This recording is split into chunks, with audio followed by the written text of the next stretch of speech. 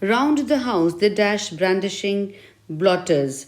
The little professors were caught and blotted up quite easily, but Colonel Deadshot got away from himself 3 times, and the Mrs. Flittersnoop in fancy dress kept dodging the professor round the banisters, round and round the house, up and down the stairs. The real professor and Colonel caught each other 8 times.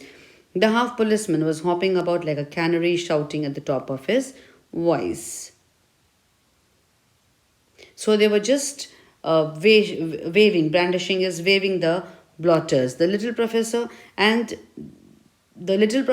were caught, they could be caught and they could be blotted up quite easily. But Colonel Deadshot got away from himself 3 times. And Mrs. Flittersnoop was in fancy dress, kept dodging the professor round the banisters. And round, because they were just hopping in the house and trying to dry the liquid off those figures. And this professor and Colonel Deadshot, they caught each other 8 times on the staircase. And the half policeman was hopping here and there. Some of the professors had got hold of the blotting paper and were joining in the chase. Then a window blew open, and draught from the open front door blew them all out of it and down the road. Now the effect of the liquid was wearing off. Out on the road were clouds of professors and Mrs. Flittersnoops. A real policeman stopped and gaped at the half policeman, who shouted, "Pass along, please," for the last time, and then went back into the photograph he had come from, with the professor aged 20. "Hooray," roared the colonel. "Victory, the enemy is routed."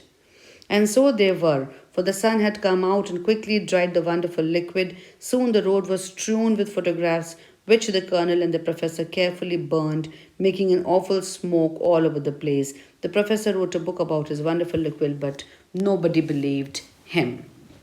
So something very unusual again, children, I would say that there was this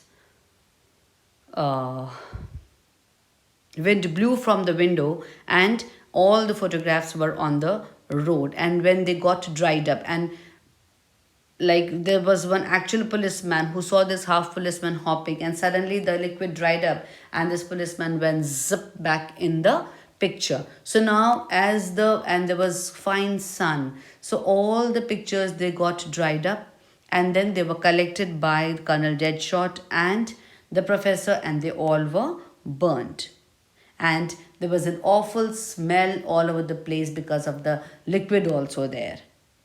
The professor wrote a book about his wonderful liquid, but nobody believed. And who would believe? The professor wrote a book, but who would believe this kind of a story? Can you believe, children? This is just to create humor that this has been written. Okay, so I hope you understood the entire thing. Ultimately, what happens in the end, that all the liquid gets dried up and everything comes back to normal. The photographs are normal, but they burnt all the photographs. So that is all, children.